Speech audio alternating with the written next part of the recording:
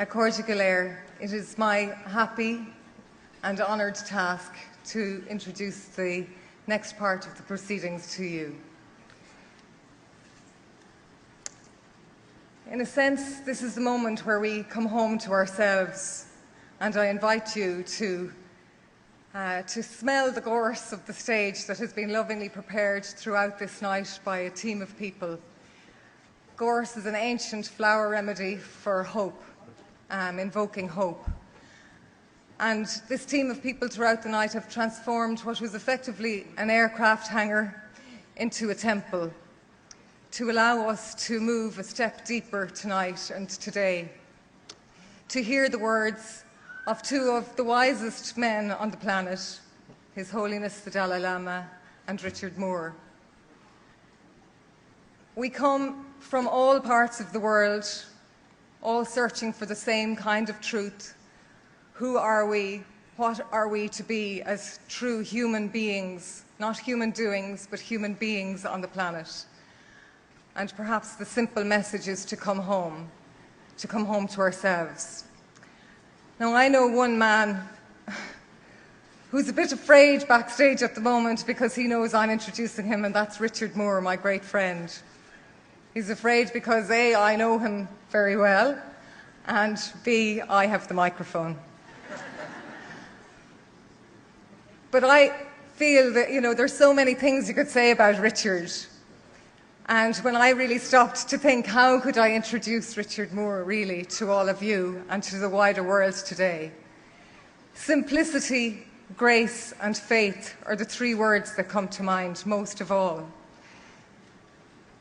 And as a mother of a small boy and a small girl myself, I cannot countenance for a second, like many of you couldn't, what it would be like to see your boy blinded at 10 years of age by a bullet fired by a soldier in the middle of a war and a desperate conflict, a blight on our history and a terrible reality for so many people still in the world today. But there was a moment of grace that happened to Richard, that enigmatic word grace.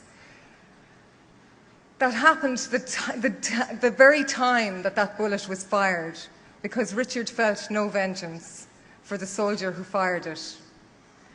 And in a way, that grace has propelled Richard for the rest of his life to do amazing things. And he is really like a meteorite, this man, and yet maintains his extraordinary simplicity. I love the fact that despite having studied Braille, gone on to do a university degree, learning to cycle downhill in Derry after his accident, after his shooting, been taught by boys in Derry to cycle down a hill on his bicycle. That's an act of faith. But they say that great artists paint by faith, not by sight. And Richard has great faith. And the simplicity that he has that allows him, even to this day, 40 years on, that he actually spends every Tuesday night with his mother, his beloved mother, in Derry, and on a Saturday night goes to the folk group that he started. And he went on to do many, many other things, to become a hugely successful businessman, a very astute businessman. He was able to, with his Braille computer, calculate how many pints were served per hour in his pub, which is a pretty good feat and very important for an Irishman to be able to do. And to do so many, many things, and to bring so much laughter. Richard has literally had us doubled up in laughter many, many times. He shamed us all into doing the New York Marathon 2 years ago. Did I say shamed? Inspired, I should say. He inspired us all to do the New York Marathon with him 2 years ago because he announced it on the radio station that he had founded himself in Derry, and so we all had to do it with him. He is absolutely one of life's great triumphs for peace. He is an ambassador for peace. And so I think it is so poignant and so fitting that somebody as eminent and as wonderful, an ambassador, a Nobel Peace Prize winner himself, the Dalai Lama, who fled from Tibet on St. Patrick's Day in 1959, that he spotted these characteristics immediately in Richard. And I think he had the wisdom and the great sense of fun himself that he knew that if he hung out with Richard, he was going to be sure of a good time. So it just remains for me to say that in the words of the late great John O'Donoghue, our own great Celtic scholar here, who died too soon a few years ago, and he said, you know, it's an amazing thing to think that the light that enables us all to see and radiates all around it, the light itself is blind. And I think that Richard is a point of light and an illumination. And so I invite you to please give him the warmest, warmest welcome now as he comes on stage with His Holiness, the Dalai Lama.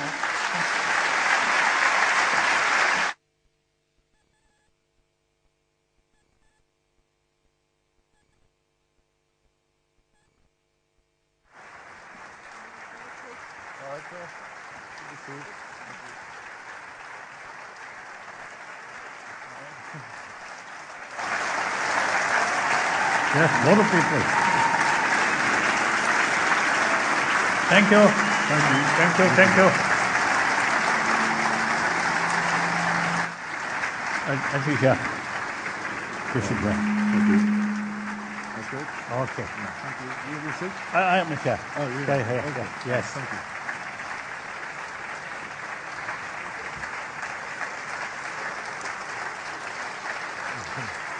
All right.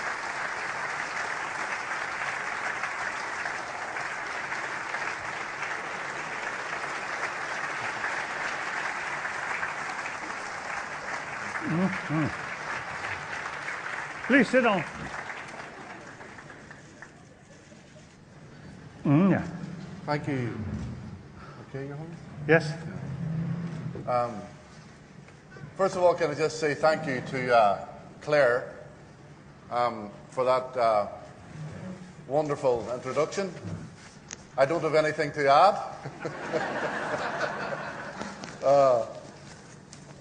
I'm just glad she didn't tell the truth.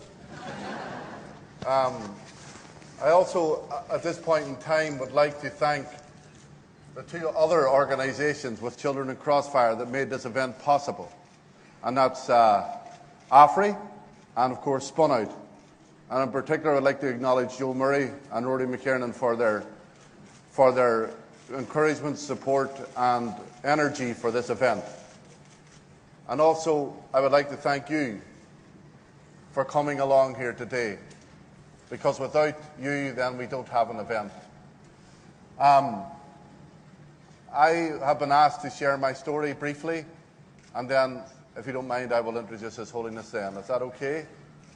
As you know, I lost my eyesight in 1972 when I was shot and blinded by a rubber bullet in Derry when I was 10 years old. As you can imagine, it was a very difficult and traumatic experience for me, but in particular, my family.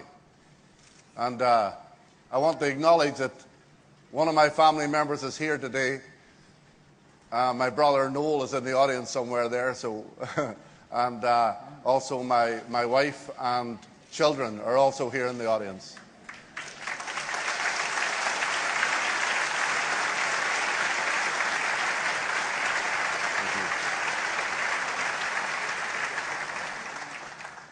But as you can imagine, when a 10-year-old boy was shot and blinded, you would think that life is over. Life has ended for me. And that's what my parents thought. But to be honest, the worst thing that happened to me was being shot. After that, the only way was up. And my family and friends helped put the pieces of my life back together. And I eventually went back to primary school in Derry, went to secondary school in Derry, and went to university, Coleraine University, where I got my degree in 1983. I got married in 1984. I got divorced in 1985. I'm only joking, Rita. She'll be thinking he hasn't told me that yet. But I have two children, Niamh and Enya, And I have a third daughter as well called Colleen, who virtually lives in our house now. But I've been very fortunate in life, and I've been surrounded by a lot of people. As you can imagine, blindness and being shot had its difficulties. I'm not pretending that there were times in my life that I don't miss my eyesight. Of course I miss my eyesight. And there are times when being blind was challenging. But generally, I am glad to say that blindness has been a positive experience for me. And why is that? It's because of four things. Because I come from a good family. Because I come from a good community. Because I had choices and opportunities available to me.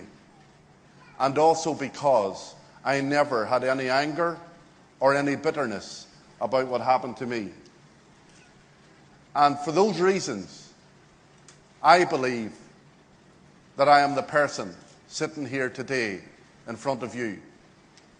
And I have often asked myself the question, how is it that a 10-year-old boy from Derry, blinded in such a traumatic way, and there were nothing special about me. I agree that my circumstances have made me different now, but there was nothing special about me. I was just an ordinary young boy from a family of 12, growing up in the Craigan estate in Derry. How is it that I was able to deal with such a traumatic experience? And I believe it was because of all those reasons. And as a result of that, as a result of the family, community, and friends, and opportunity, and the lack of bitterness, that I decided at one stage in my life that I wanted to give back to the community that I came from what I've received. And as a result of that, I set up Children in Crossfire in 1996, because I realized that there were children in other parts of the world who might have had their eyesight but didn't have what I had. And, you know, blindness has been a positive experience. In many ways, if I had to give up what I have enjoyed in life so far just to have my eyesight back, then I would prefer to remain blind. And that's why this event here is so important. Because ordinary, everyday people can make such a significant difference. And if I'm anything, I'm an example of how people have made a difference to my life. And as a direct result of the kindness and generosity and the actions of other people from all over the world in my life, then I was able to turn that into a positive experience through the work that I do through Children in Crossfire. And so therefore, I didn't end up coping with blindness simply. I end up enjoying being blind. And one of the blessings about being blind, Your Holiness, is I don't have to look at all these things down here today. But so that is a blessing. Including you, your wife. Including my wife.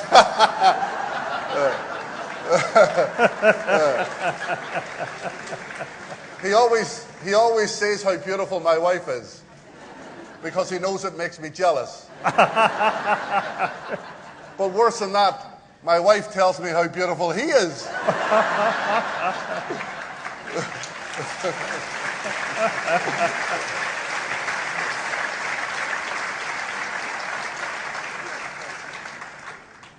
But I often think of a story, a very simple story, when there was a woman called Teresa Matherson. And she's a wee woman from Ballynahinch in County Down. And when I lost my eyesight, and she read about it in the newspaper, she began to write letters to my mother. And she wrote letters for many years to my mother, and my mother still has never met that woman. I met her last year for the first time. Oh. I went to Ballynahinch in Northern Ireland, and I met her. And I just thought, there's one simple action by a woman in a small town in Northern Ireland who was moved when she heard about my mother's difficulties in her son being blinded, to the point where she wrote a letter to her almost every week. And I just think that is an amazing example of an action, of an individual taking action in the only way that she felt she could. And she will never know how much that meant to my mother. And so all of us here today have that potential to change somebody's life somewhere else in Ireland or in the world, if you just make that decision. I'll finish with a story about my mother. My mother was a very religious woman. She was a very devout Catholic. And when I got out of hospital, when I was young, I used to wear a little vest. And pinned across this vest here, my mother had every holy medal that you could think of. Every holy medal. And there were people used to come in and visit my mother. And they used to give her a holy medal. And I used to go, oh my God, because I knew the minute they went out the door that that holy medal would be pinned to my vest. When I walked, I rattled. And every night, my mother used to lift the holy medal, stand me beside the kitchen sink, and she would lift the holy medals and rub them on my eyes. And then she would get out the Lourdes water, the holy water, and rub that in my eyes. Then the Dunwell water, and rub that in my eyes. Then the Knock water, and then St. Anne's oil. Somebody said I was lucky I didn't drown. But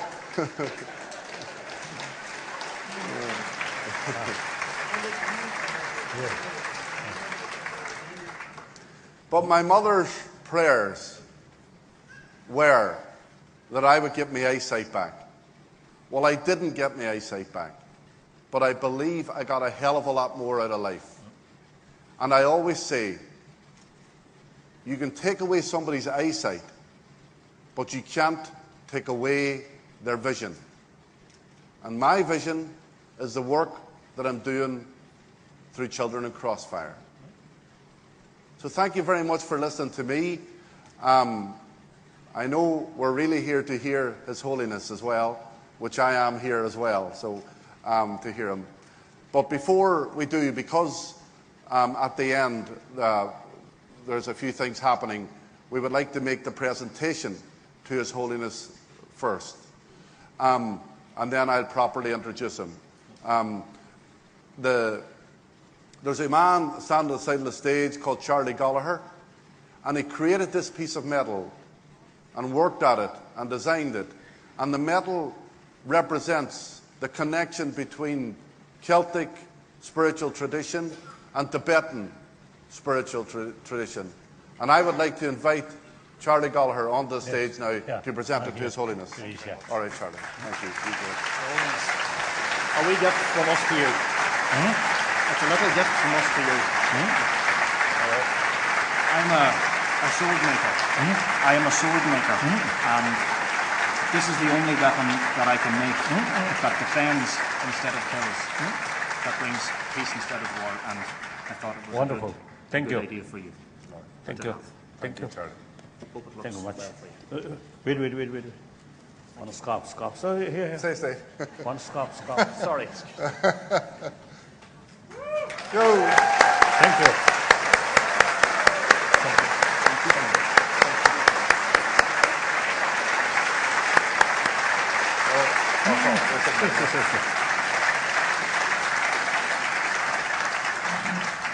So, ladies and gentlemen, I met His Holiness for the first time in 2000 in Derry. And when I met him, I was part of a committee I was invited onto the committee to organise part of his visit, where he specifically requested to meet victims of the Troubles in Derry. And that particular day, I heard His Holiness talk about forgiveness, and it resonated so much with how I felt. And I felt that His Holiness articulated for the first time what I felt. And I said to him, Your Holiness, you have expressed how I feel. And I told him I was blind. And he said, Richard, you might be blind, but you have great insight. So then I said, would you mind telling my wife that?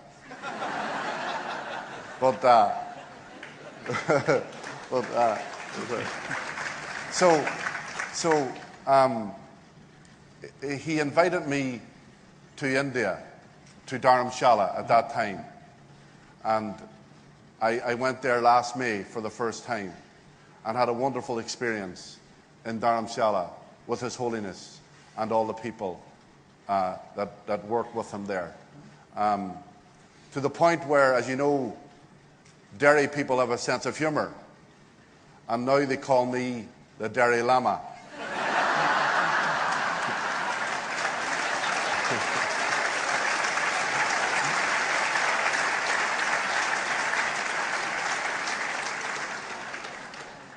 And even His Holiness calls me the Dalai Lama sometimes.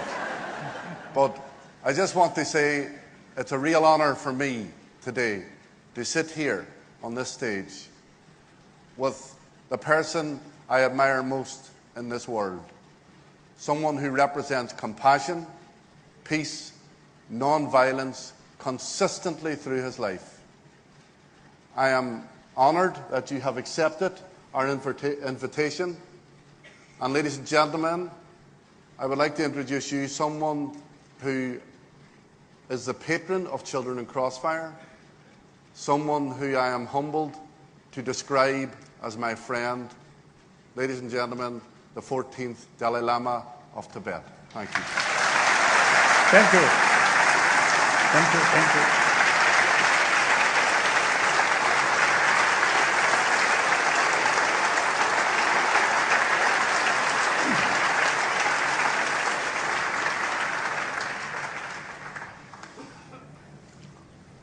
Thank you.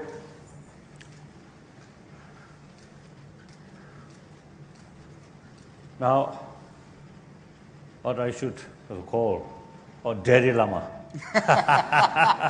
Not a Dalai Lama, but a Dalai Lama. So, in any way, I always call him as my hero. Because I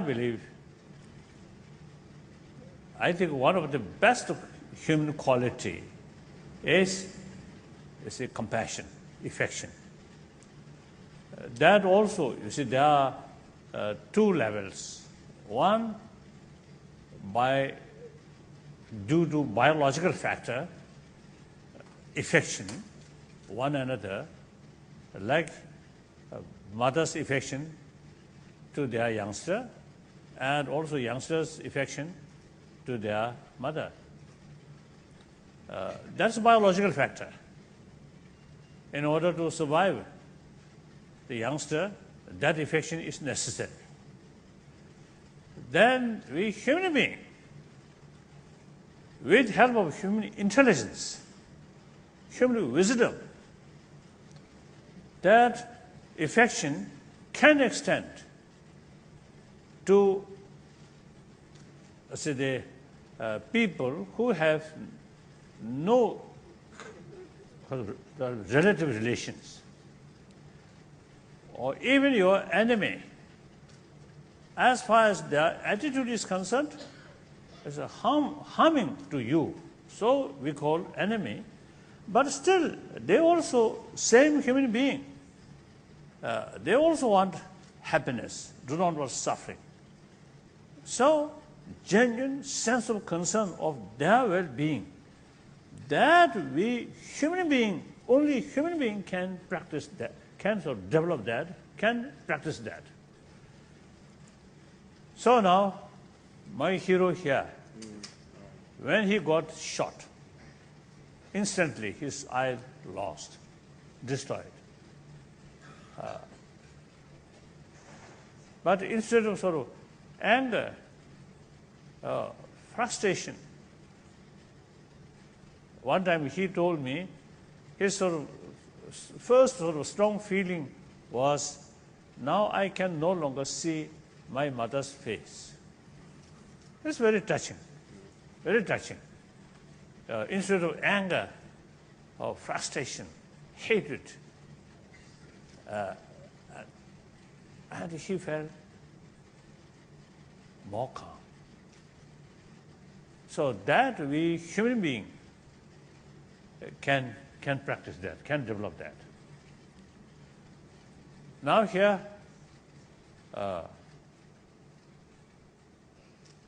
how can develop these sort of what you call wisdom or human intelligence?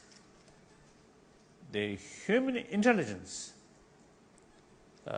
can bring human action, realistic action, or positive action. Firstly, if you develop anger, hatred, that hatred, anger, not effect on your so-called your enemy, right?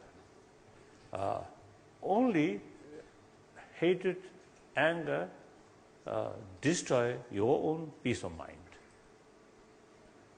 And countermeasure, as far as countermeasure is concerned, without hatred, without anger, using intelligence, if necessary, in order to bring some benefit to both yourself and the perpetrator, through intelligence, you can take certain appropriate measure. That measure can be more realistic because that measure take within the mental state calm, right? And using intelligence, not emotion. And then another sort of factor, we are social animal.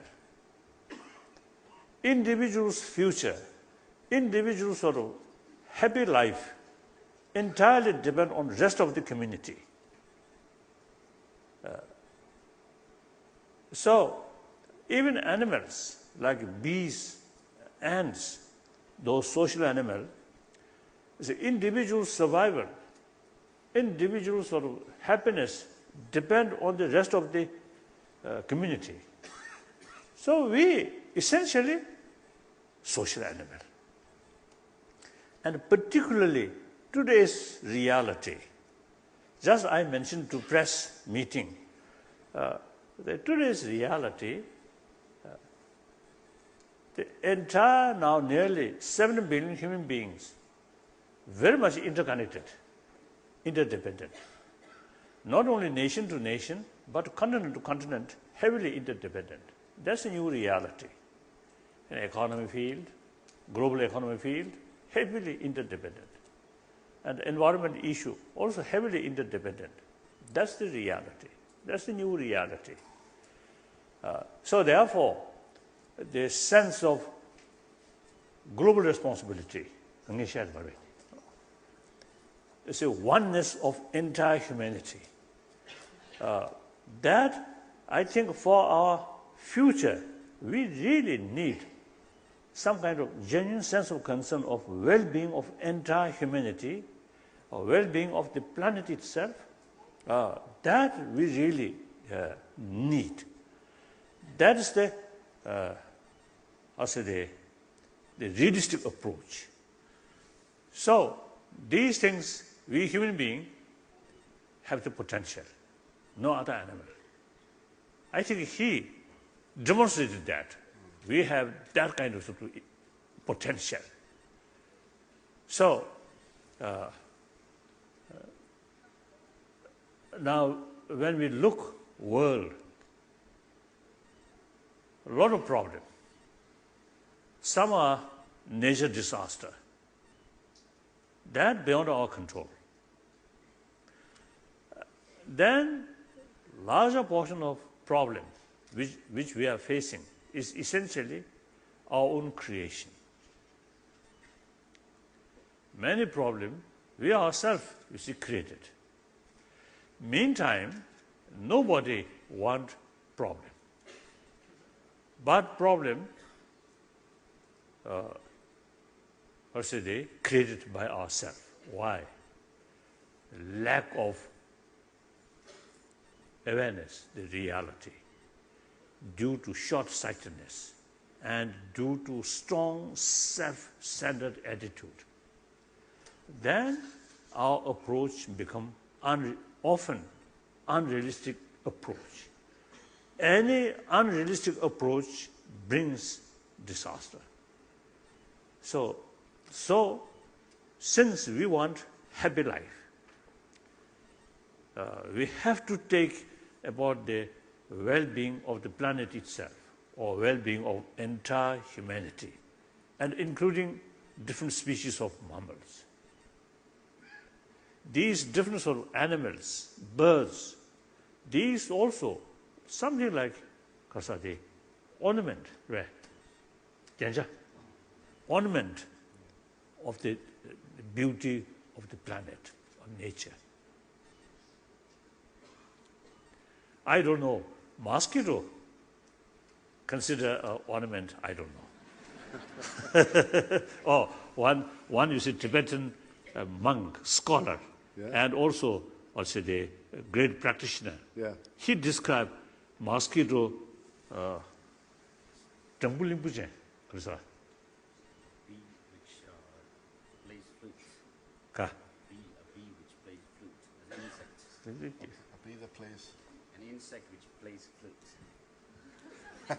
Oh, because you see, his sort of sound, his sort of the plays flute. the wings, oh, wings.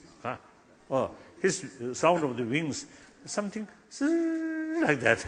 So you see that monk described, you see the small insect which flew or something. Oh, so he mentioned like that. So maybe listen that, look that aspect.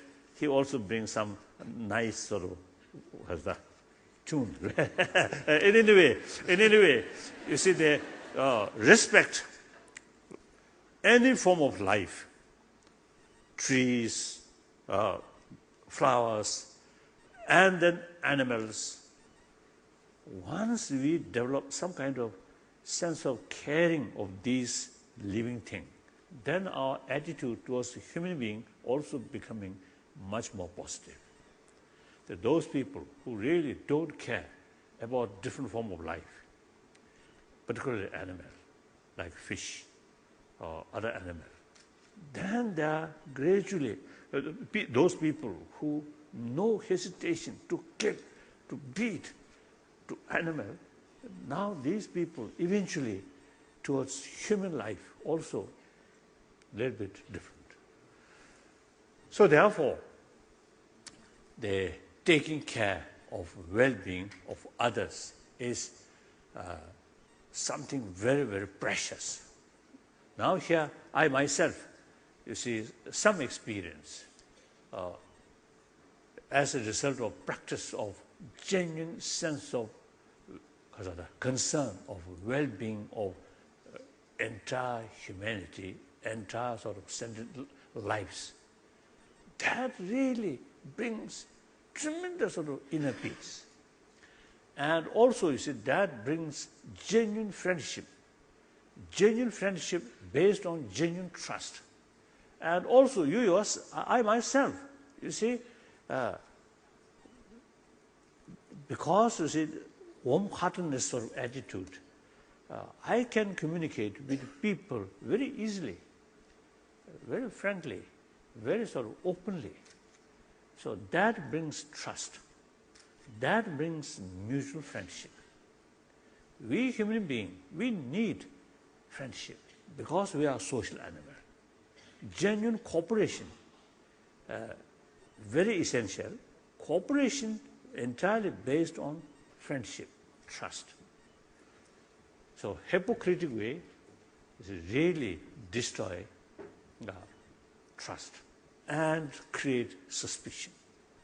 Even if it's a rich family, a billionaire, very rich, but within the family level, some suspicion, some distrust, then that member of the entire family will not get real sort of happiness.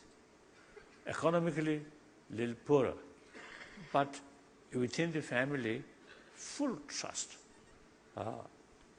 No sort of slightest sort of suspicion or jealousy, then that family much happier. So the ultimate source of happy life not depend on matter, not depend on money, not depend on power, but depend on our inner good quality. So that whether believer or non-believer, warm-heartedness, inner quality is very essential. So please pay more attention about our inner quality. For health reason also, some medical scientists, you see, they say the calm mind, more not too hot, compassionate. Yeah.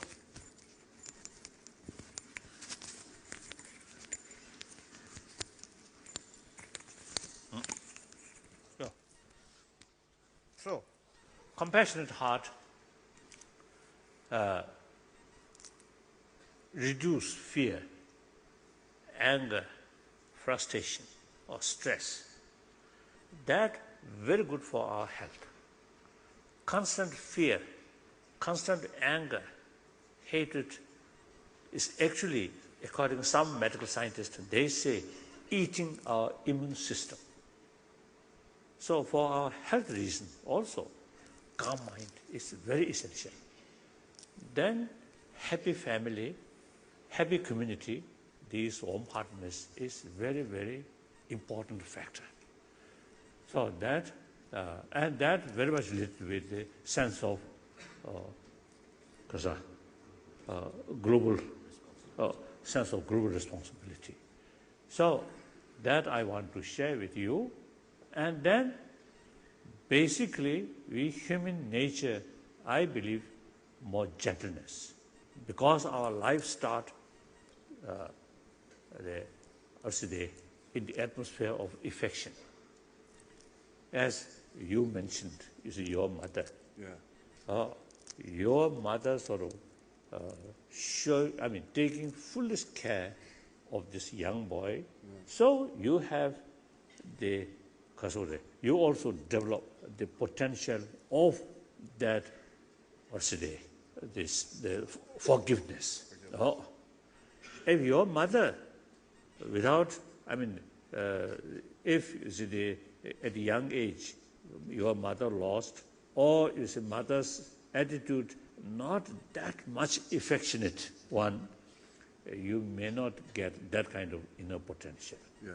Clear? Yeah, clear. So therefore, that's the life start that way. Whether God created or nature created, that's the way. So essentially, we are, since a social animal, so therefore, essentially, human beings are more gentleness and more compassionate. So please realize that, and then pay more attention about our inner quality. So, with this inner quality, what benefit you will get? This is one example. Lost eyesight, but on his face, many occasions I met him, I see his face. No, never. I saw never some kind of feeling of sadness or feeling of sort of frustration. Or maybe 24 hours in his home, sometimes maybe a little irritation, maybe. But as far as I notice, no. So that's immense benefit to him. So he's good example. My case, compassion, just a word, talk. He really implemented that. So more sort of inner strength there, the forgiveness automatically comes. Too much sort of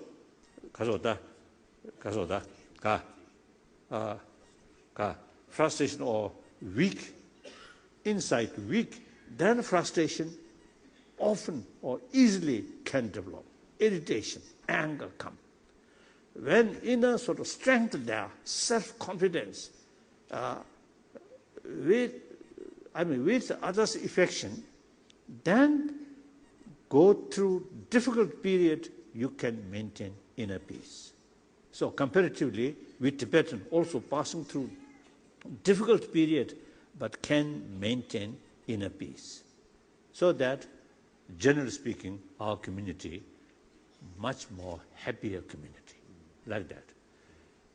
So now, I want to tell, particularly those young people,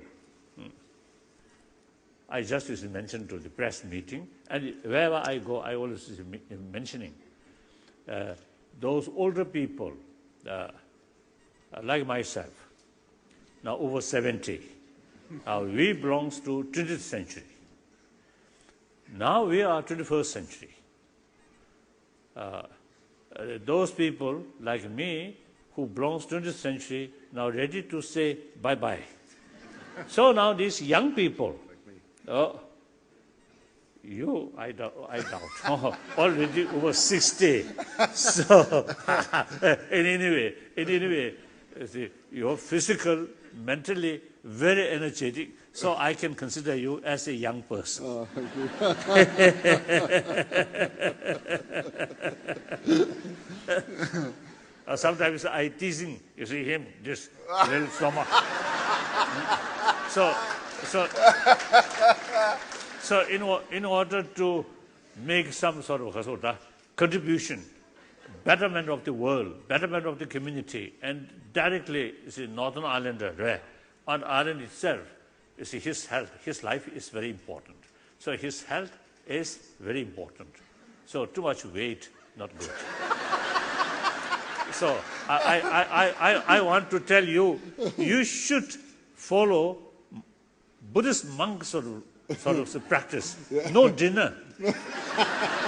Only breakfast and lunch, no dinner. So if you follow that, maybe.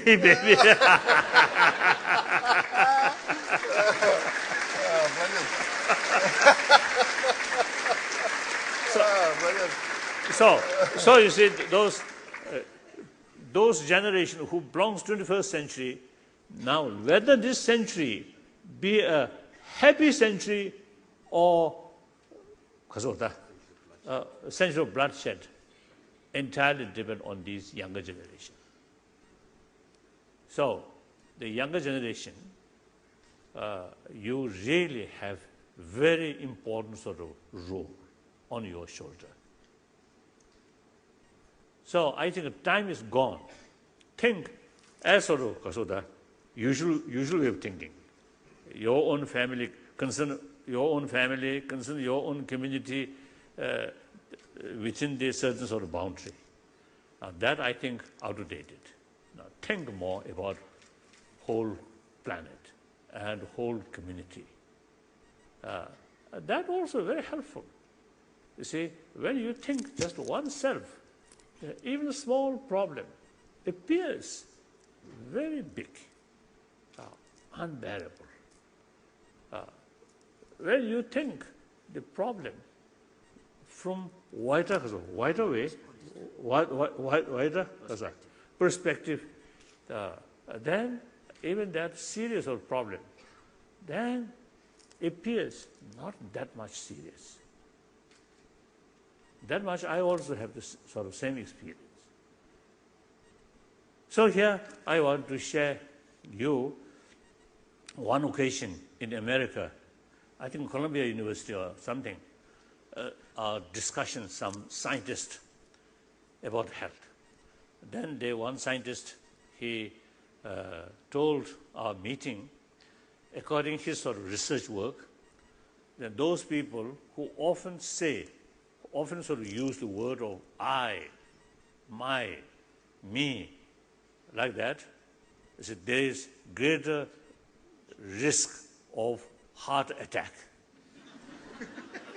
He didn't sort of explain, but I thought, oh, that may be true. Because once, you see, there too much sort of self-centered attitude, then your whole mind becomes more narrow. So with narrow-mindedness, even small problem appears unbearable.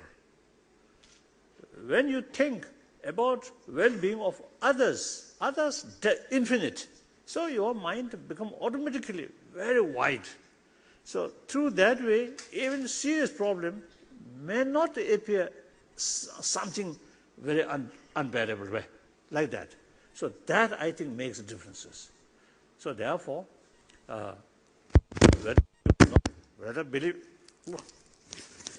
whether believer or non-believer, please pay more attention about our inner quality, warm-heartedness, which our mother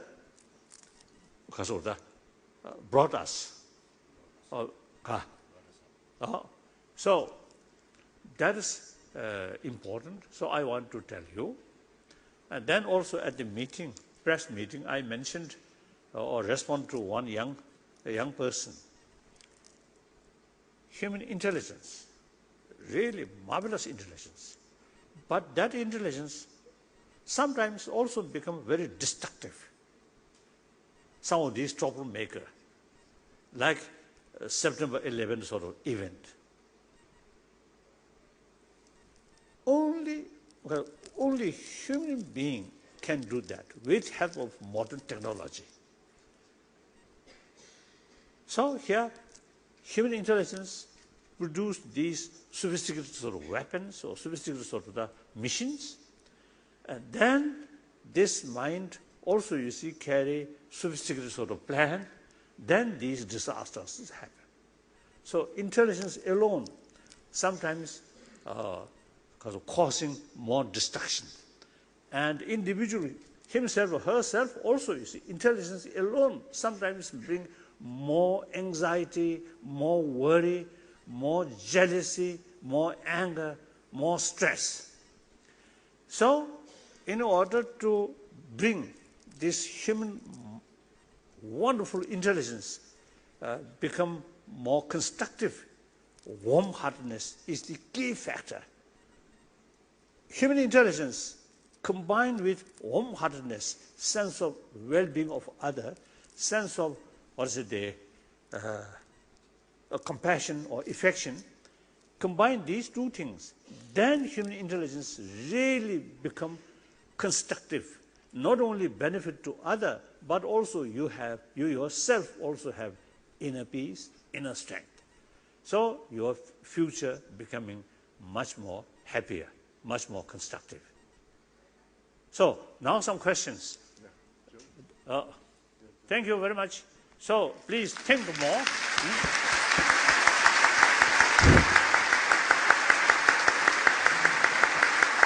Okay. Yes. Now some questions. Joe will take the chair. Okay, thank you very much to His Holiness and to Richard for their, not just for the words, but for the inspiration and example of their lives. And now we're going to have time, a short time for some questions. And the first questioner needs a lot of respect and encouragement. It's 11-year-old Deirdre Byrne, and she has the first question for His Holiness. Your Holiness, what advice would you give to the people of Ireland at this time?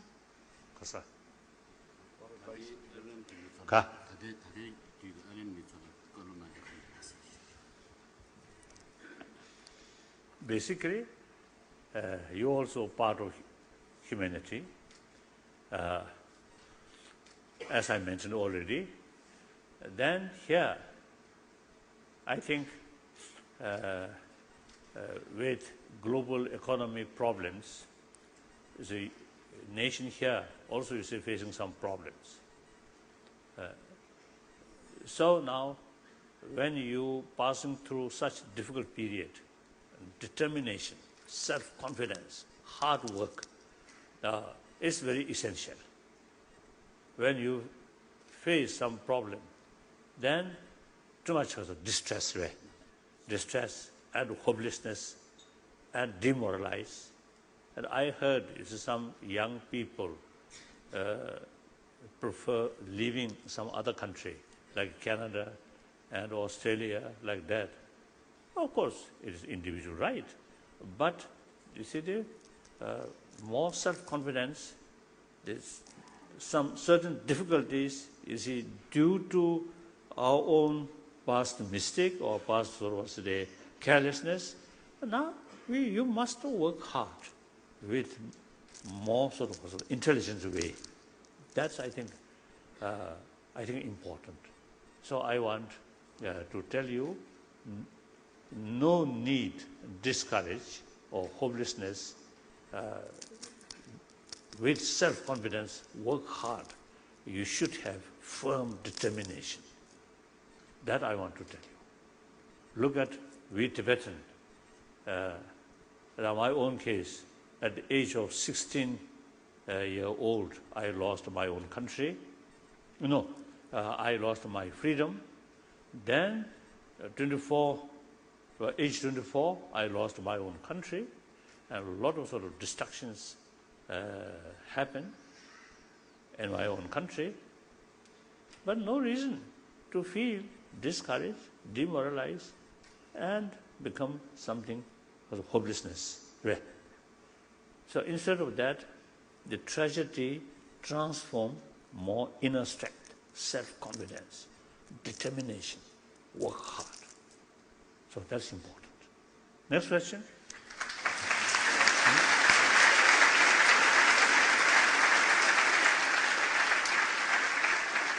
Thank you. And just to explain that the questions being asked were not necessarily written by the people who are asking them. They were selected in advance and they're being asked by a representative group. So our second question comes from Ian Atack. Your Holiness and Richard, thank you very much for your inspiring talk today and also for your presence here with us today in Ireland.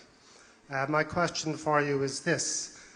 How do you contribute to society and humanity while at the same time continuing to provide for your family? I can understand how this might be possible if you have access to sufficient funds and resources, but if those funds and resources don't exist, how do you proceed if you need to spend all your time providing for your family? Karsa resources kare. Deriba. Kang ngu kors boina.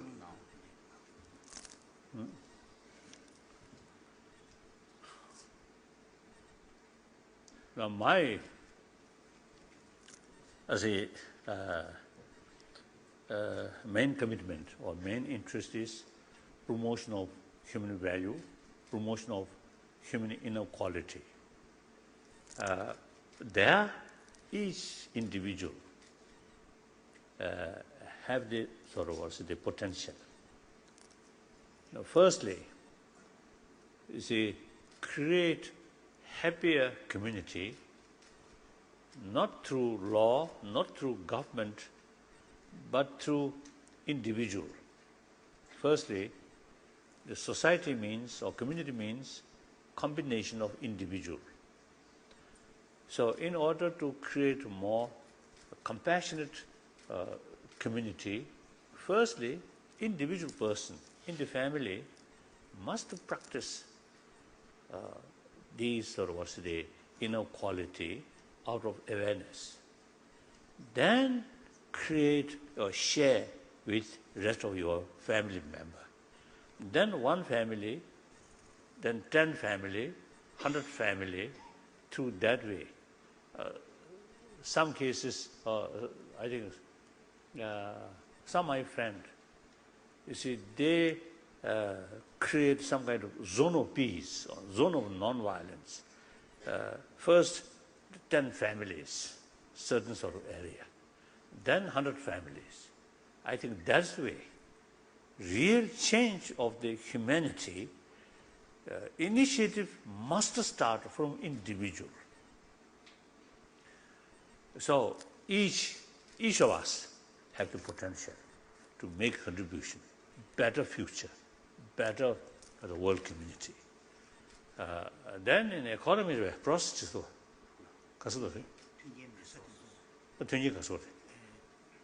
so these facility from birth, we already have. You see, these potentials are there. Then in economy facilities, these, as I mentioned before, mentally, you see, we must be determined and discourage, and with sort of determination. But how to make money, that I don't know.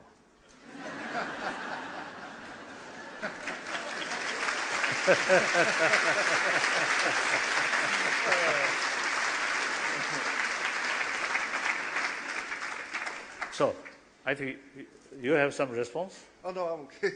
Hmm? I'm okay. So what is your main point? My main point was, how do you continue to contribute to society if you need to worry about looking after your family, especially in these difficult times? I think basically like that, as I mentioned earlier, even economically difficult, but basic necessity, I think sufficient. Then important is pay more attention about our inner value.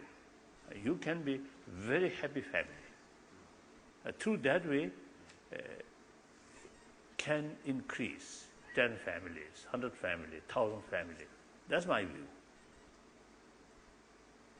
Then I think economy, I think will improve. And you need visions and work hard. Next question. Okay.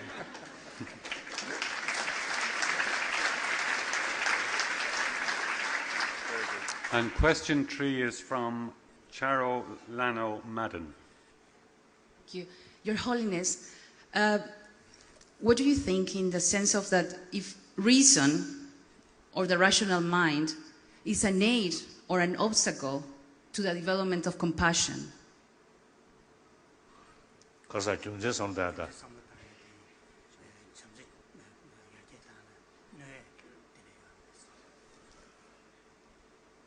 I think if you carefully listen my talk, I already mentioned that. Human compassion, two aspects or two levels. One level, biological factor. That level, not much direct connection with human intelligence. Even animals, also certain limited, even as a limited compassion, limited altruism there, those social animals. So we human beings, also social animals. So biological factor, you see, that is there. Now that take as a seed, then further develop that. You see, that limited compassion only oriented others' action, others sort of positive action towards you, and then you develop some kind of affection, closeness feeling. But then second level of affection, compassion, irrespective with other sort of attitude, but recognize others also just like me, want happiness, do not want suffering. On that level, develop sense of concern of their well-being. So that is only human being can develop that, not other animal. Because we have this wisdom, as I mentioned earlier, individuals' sort of future depend on them. So taking care about them. The best way to take care of oneself is taking care of others. That's the best way to bring maximum happiness to oneself. That human intelligence, without human intelligence, you can't develop that. Clear? Some connection? Good.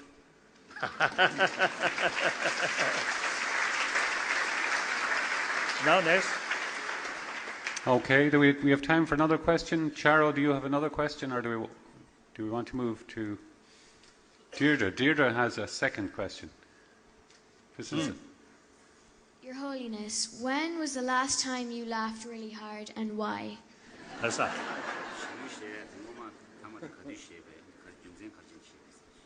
Come on.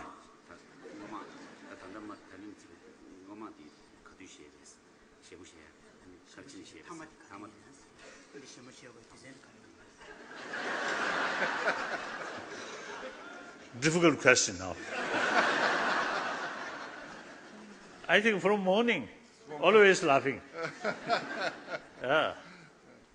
I don't know. I really don't know.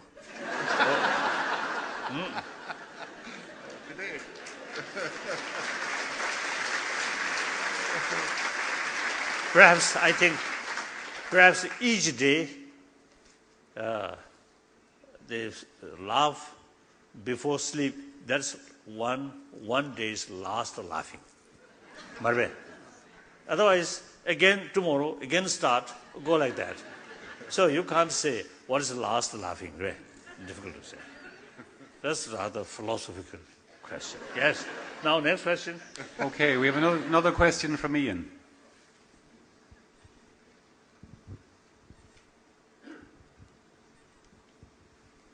What advice can you give to people living in today's fast-paced environment where it seems that the main events affecting your life are under the control of people that you will never meet and may never see?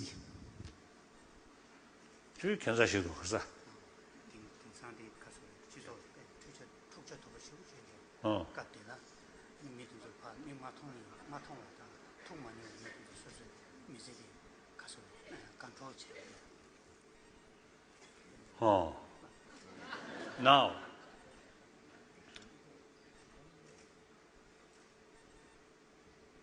it is, I think, a fact.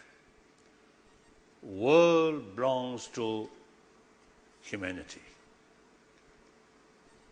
Different nations belongs to that nation's people, not government, not individual.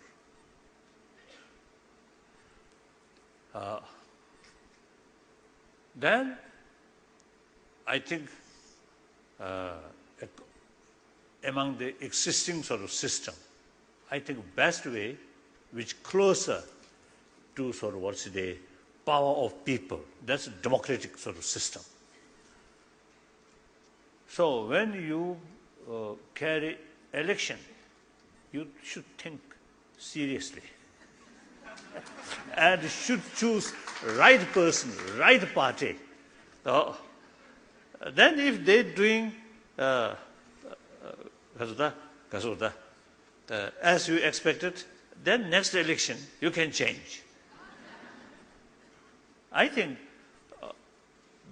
and then also I just mentioned the press meeting, and as you see usual, wherever I go, wherever I meet, you see, media people, I always telling them, in democratic society, in order to build healthy society, healthy political party, healthy politicians, and the healthy religious leaders, healthy businessmen, you see, the media people have very important role.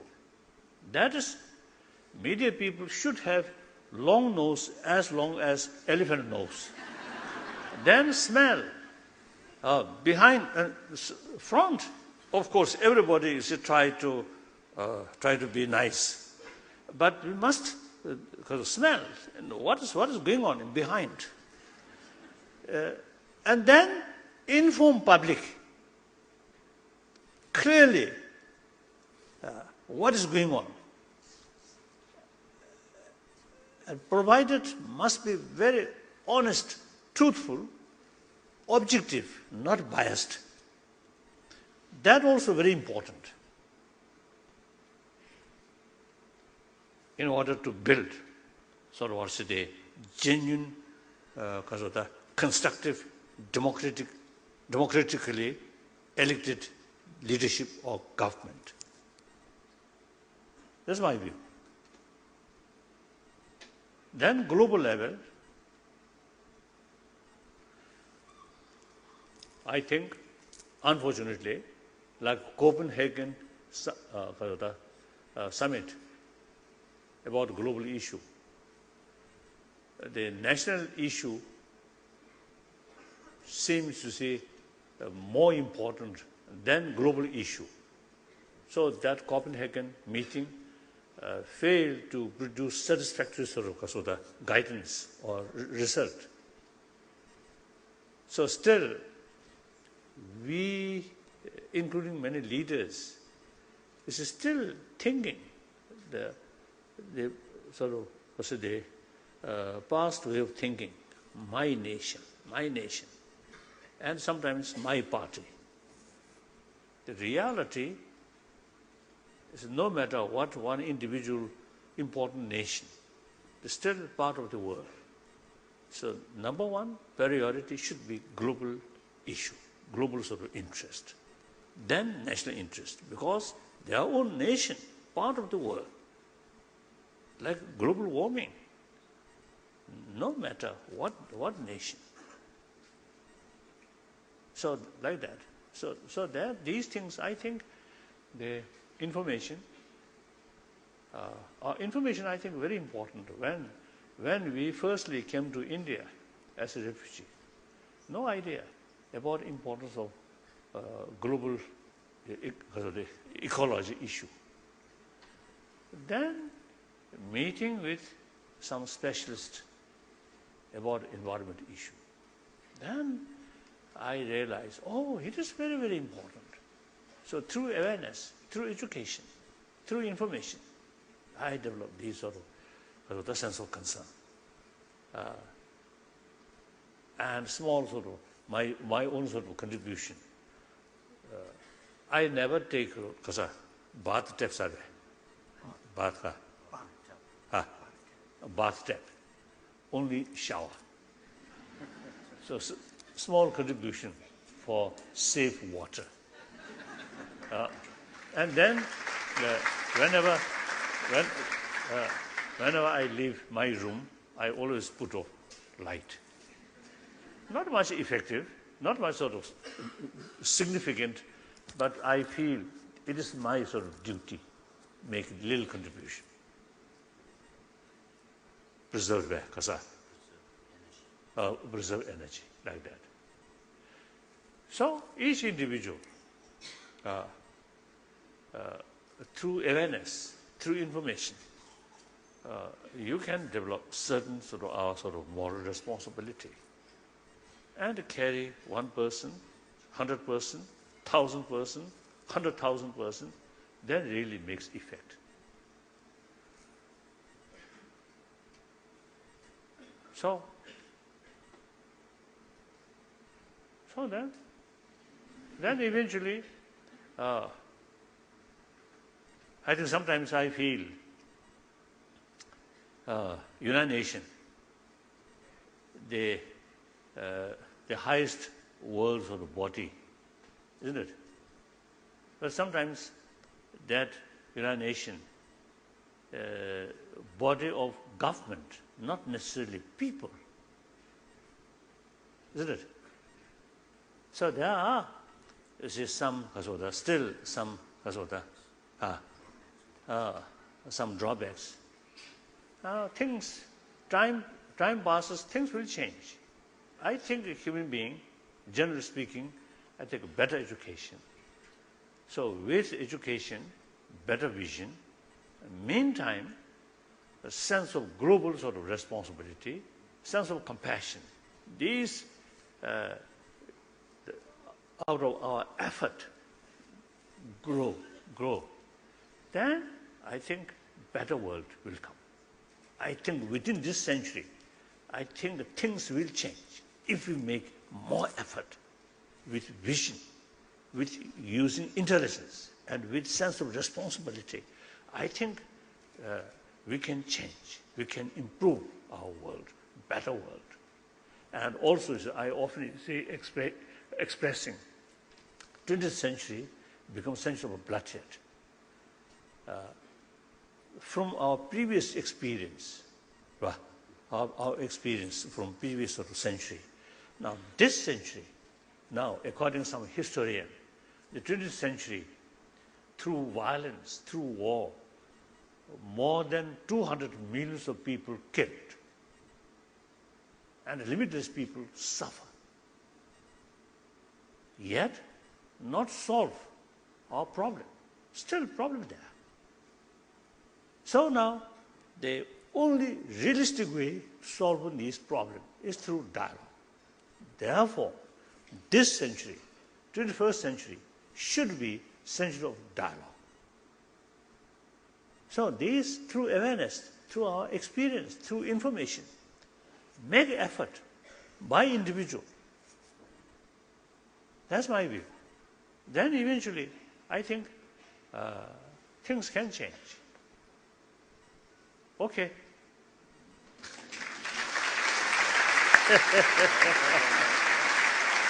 Okay.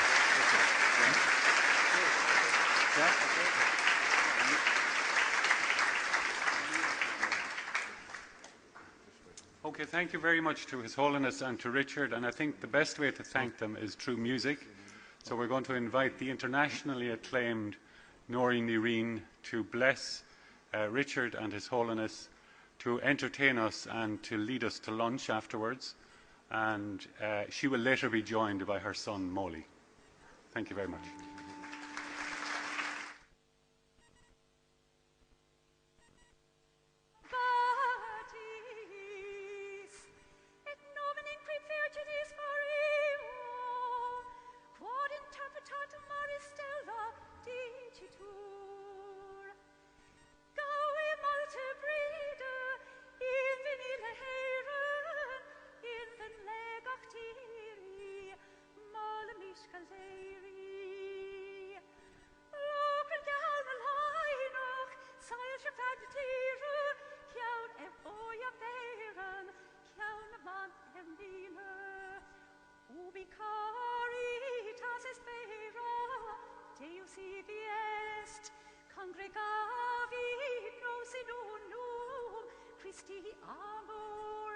Exultemus et in ipso iucundemur, timeamus et amemus Deum vivum, et ex cordei diligamus nos sincero.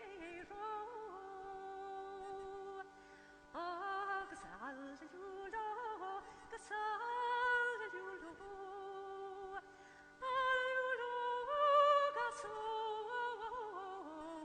Mos nacti drogaling I vela hormonum, ach, no scenig I manum sjöquia.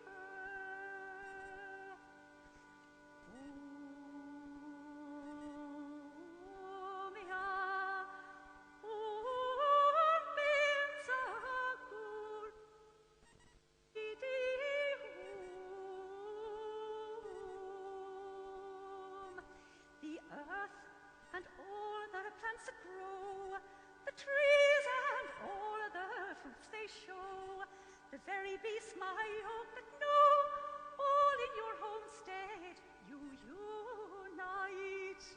The running waters, lakes and seas, and all the fishes swimming free, the birds in windy air that be, these are the stuff of your delight. These are the stuff of our delight. Since to God's will our spirit clings, we are possessors of all things. Peace is flowing like a river flowing out through you and me, spreading out into the desert, setting all our spirits free. Love is flowing like a river, flowing out through you and me, spreading out into the desert, setting all our spirits free. Love is flowing like a river, flowing out through you and me, spreading out into the desert, setting all our spirits free.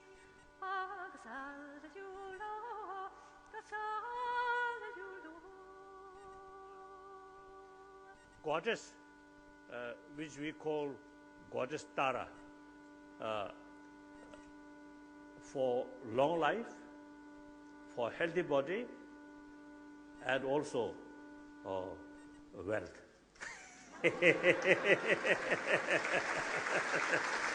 So, I want to give him, you see, this statue with prayer, with hope, his constructive life or life, something like mortal, or practice of forgiveness, practice of loving kindness. So his life should long several decades so that he can show the inner, or also the positive result of our inner quality. Thank you. Thank you. Thank you. Thank you. You. Now one stop. Thank you. Thank you.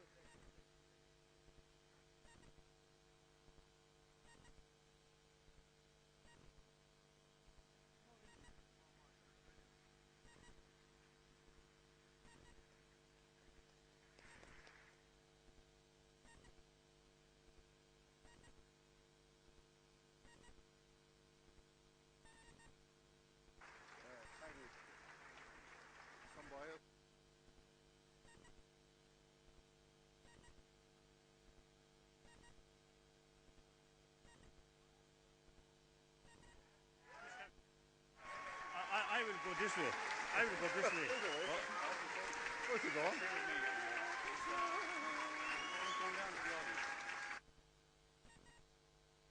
All the bodyguards on the other?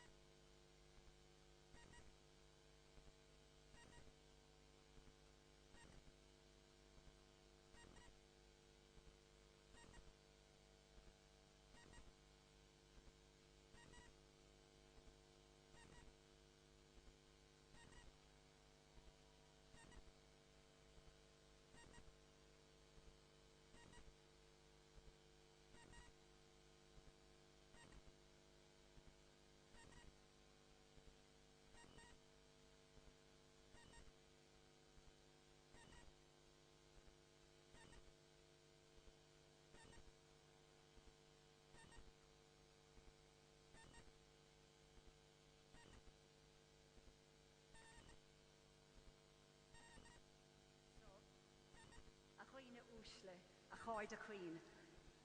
Agus a queen óga. Sara meg brisha a queen. Tá vís a smuineh gur mise a bhí mar bhór no an sa agus is úntach an ór a bé sin. So His Holiness and Richard, who have just left us, dear friends,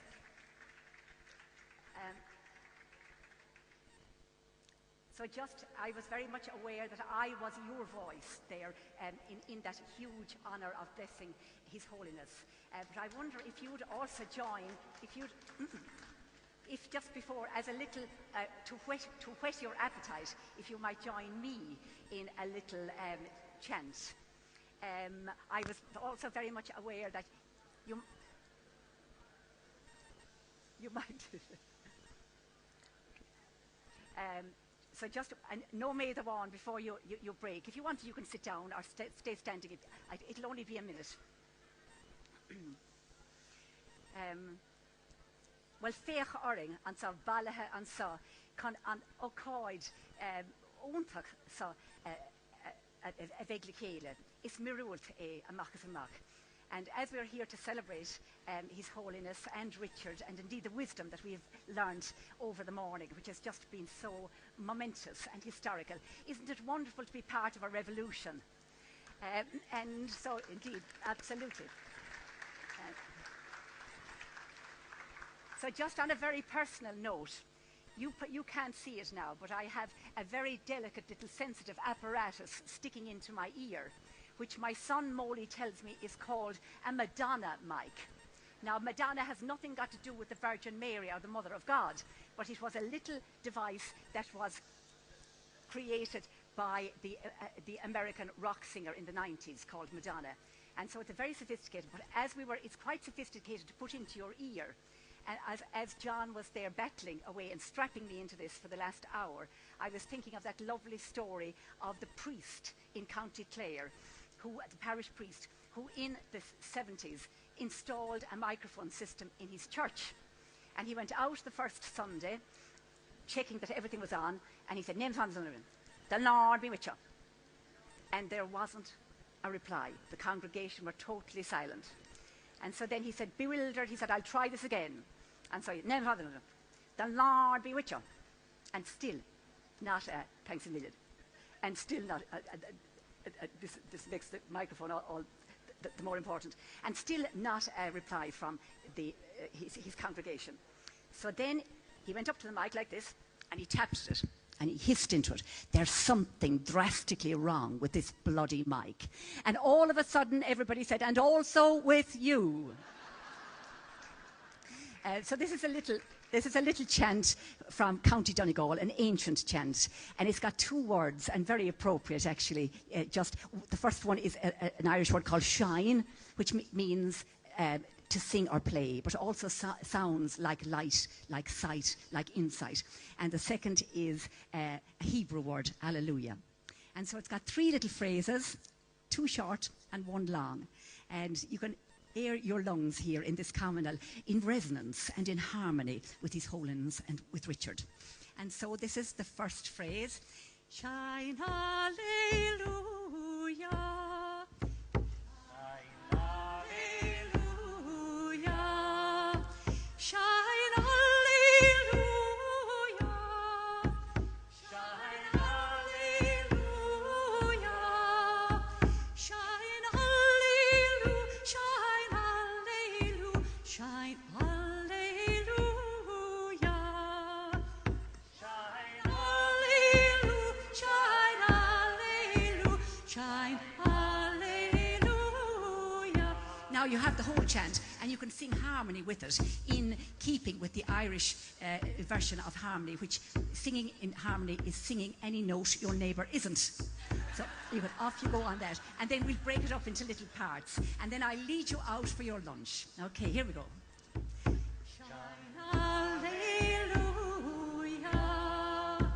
Shine, hallelujah. Shine, hallelujah. Shine, hallelujah. Shine, hallelujah. Shine, hallelujah.